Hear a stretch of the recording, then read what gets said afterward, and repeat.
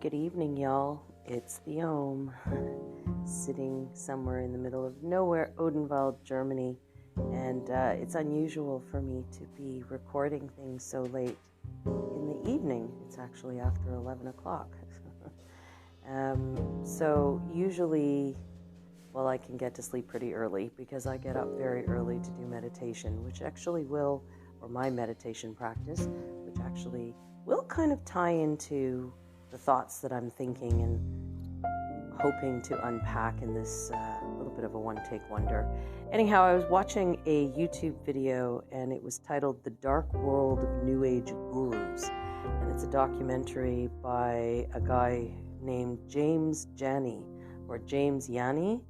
And it was really interesting because it's not often that you find someone who has been in this area of study as a student of metaphysics themselves to come out and raise a voice, not necessarily in the most favorable light when it comes to the New Age gurus and the business that is, I guess you could say, spirituality. Now, he particularly highlighted the law of attraction and cited pretty much everybody that was involved in that film, including Abraham Hicks. And it's interesting because, of course, I did read the law of attraction way back when it first came out.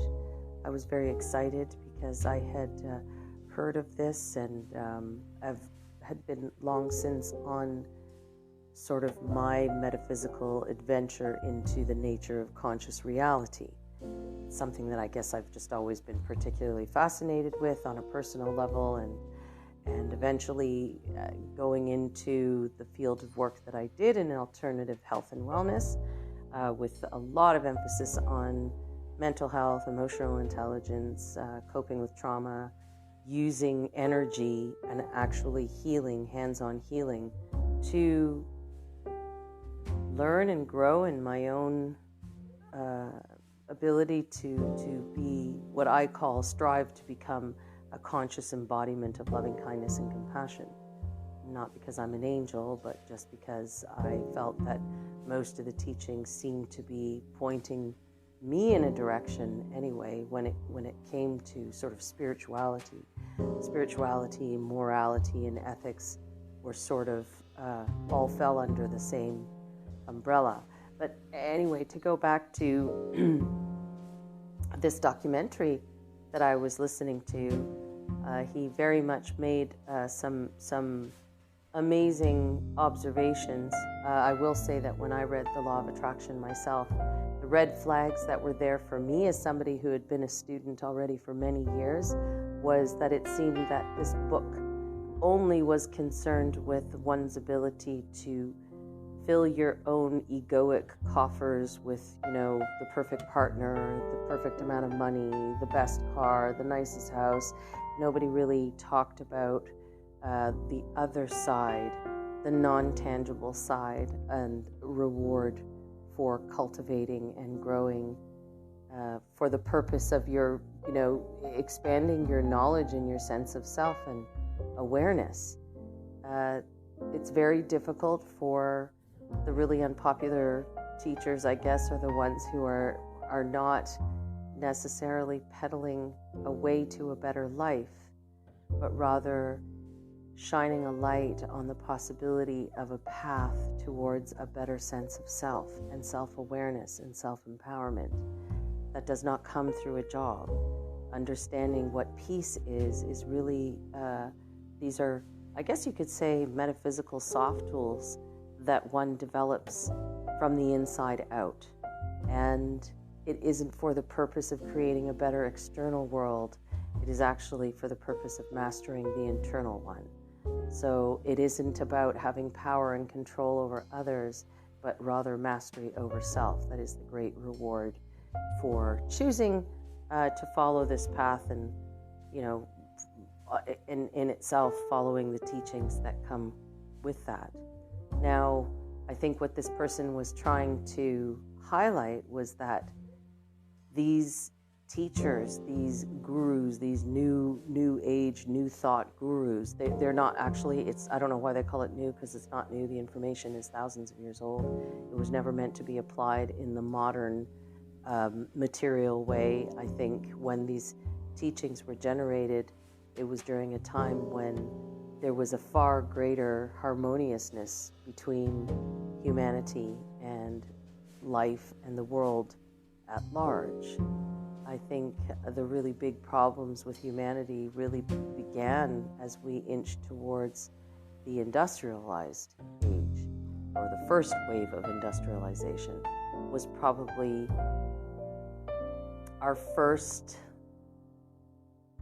as a civilization, our first times where we began to question the power of man over the power of nature, the power of man over the power of God, I guess, God and nature being sort of connected, one and the same. And we can easily draw a historical line as to how that ball just kind of started to spin out of control. So the reason why I am deciding to sort of, talk about this in the best way that I can, and I can't even guarantee that this would be under 10 minutes, but it is definitely food for thought. And I'm really sorry that I don't have someone else here who I'm able to engage with in a two-way conversation about this, because I think opinions, and this is, yes, maybe a shout out to anybody who's listening to this, please, please, please, any questions, thoughts, contradictions, additions to this argument, I would so appreciate if you wanted to put your comments below, or if you have any questions or things that you want to talk about, maybe even in the idea of having another conversation together with me on this. Please, please, please also contact me anytime. Engaging in the art of intelligent conversation two-way is definitely more interesting for me than just unpacking thoughts. But here we are to move along. And the reason, going back a little bit, the reason why I'm compelled to share this thinking process is because I sort of feel stuck in the middle with what this person is saying. He's obviously a genuine student of the esoteric path, and he clearly is staying true to his roots, because I understand his criticisms in terms of, well, first of all, esoteric means for the few, and the law of attraction was not made for abundance in the same respect that we see abundance, or most people see abundance as materialistic. Abundance is something so much more than that. So I can understand how a handful of people who are actually, I think, sincerely believing what they're teaching themselves, they are also students. We're all students and teachers at certain points in the storylines that we follow. And so while they're in their role of being teachers, call them assistant teachers, they're spinning their own theories. They're also having to work through their spiritual growth and evolution. And I think, this is one of the key things that I learned always as a student. A great master will tell you, follow the teaching, not the teacher. Follow the teaching, not the teacher. I think that somehow the teachers of this teaching of the law of attraction were actually still students themselves. And part of the spiritual lesson, if I could say, if this is, according to the path I follow and the understanding I have in terms of our awakening unto the layers of consciousness that comprises the whole I am thing, right? I think that these are still students who put a project out, who started to develop a project.